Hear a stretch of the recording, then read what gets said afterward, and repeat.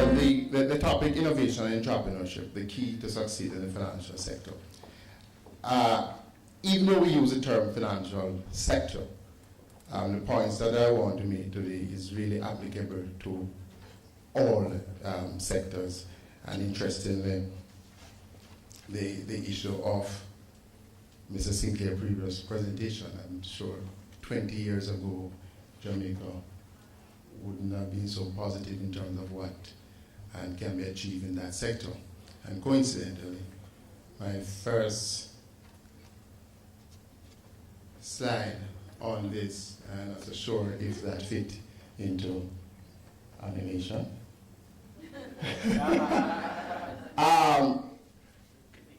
Creative destruction is when the free market destroys obsolete and useless industries. And if you look at the expression, does that fall into your sector? Just be clear. Okay. Interestingly, so when does it destroy Wall Street? And while we are in the Caribbean, we have similar institutions as Wall Street. And these questions have been asked, I'm sure, by many persons. We look at the term creative destruction, which I say is borrowed from one of our famous economists, Joseph Schumpeter. And he coined the term creative destruction in his work entitled Capitalism, Socialism, Democracy, 1942, to denote a process of industrial mutation that incessantly revolutionized the economic structure from within, incessantly destroy the old one, instantly create new one. Over the last 10, well, I say 20 years, more so in Jamaica, we have seen several rocky phases in our financial sector. Persons remember the days of FinSAC, etc. And some of the industries that have disappeared, even though not fall squarely into the financial sector. How many persons remember the days of receiving a telegram?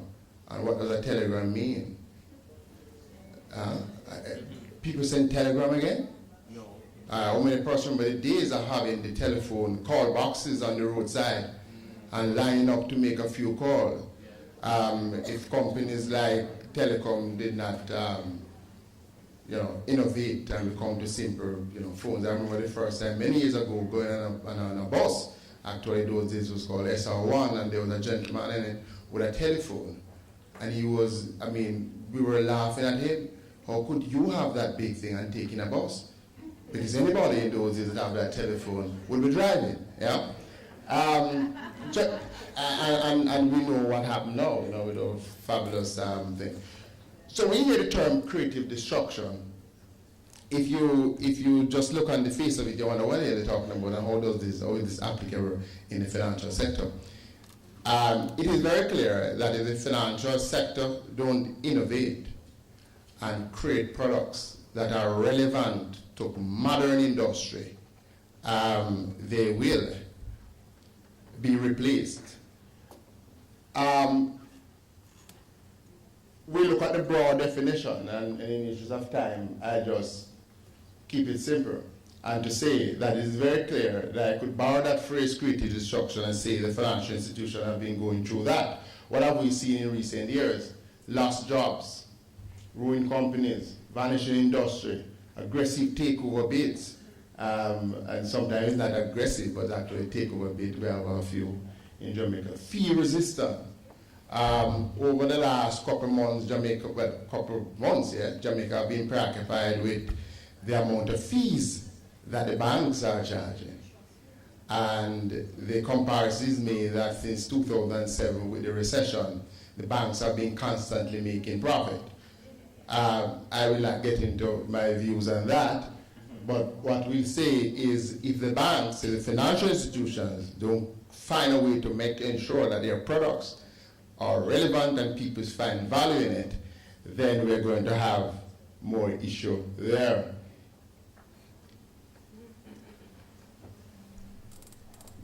Should we allow creative destruction in the financial sector? While this term was not used in the 1990s crisis, we have, and not only 1990s, but in recent time, we have in the Caribbean, we have CLICO, we have so many things. should we allow these in the industry to be replaced with more modern things? Over time, what we normally find is that nothing is wrong when you have creative destruction. Things have to be replaced. With that, then you have more modern stuff coming up. I mean, let's look at computers. The days of sitting in front of a desktop is long gone.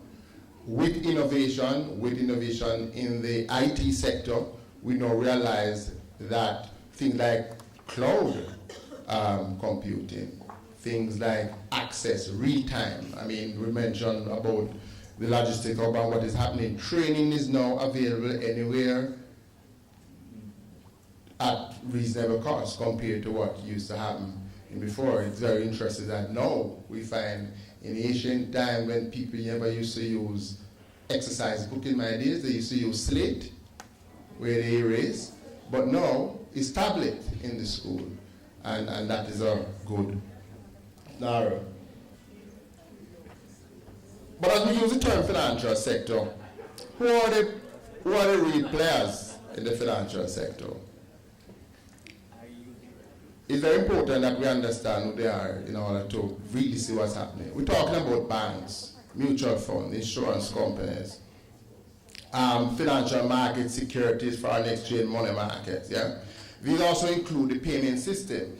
And I would say, again, on the topic of innovation, we saw where the credit unions, and we must give the credit unions credit for forcefully trying to commercialize mobile money, which, based on their community spirit, they'll understand that that is a good product. We all know that regulation has had some delay with the full rollout of that service, mobile money.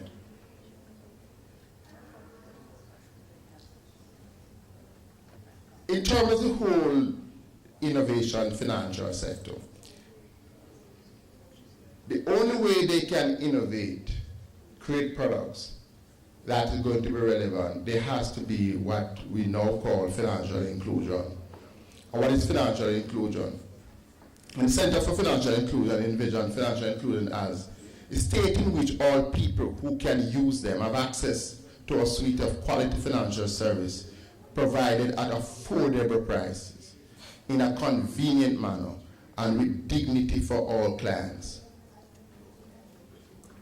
It is not okay for customers to spend 5 hours in our bank line, and some persons are able to, within 30 seconds. You have to be relevant. And that's the first one. Financial services are delivered by a range of providers, most of them private, to financial capable clients. The vision encompasses aspiration in 5 dimensions needed for a truly financially inclusive world. And I'll go through them quickly. It recognizes that people need a range of products that are suited to their diverse needs. These services will only be worth using if they are delivered with sufficient quality, convenience, affordability, security, etc., with the consumer protection in place.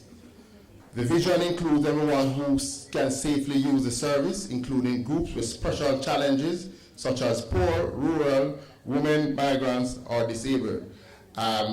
It's very interesting that in part of Africa, mobile money has taken such a huge leap, and that is what we mean by financial inclusion. The farmer in the deep rural area must be able to have a mechanism and see himself as being a part of the financial sector. It's not only about banking for the unbanked. People need to be comfortable that they can regard the financial institution as there for them instead of trying to save in pans and tins at home.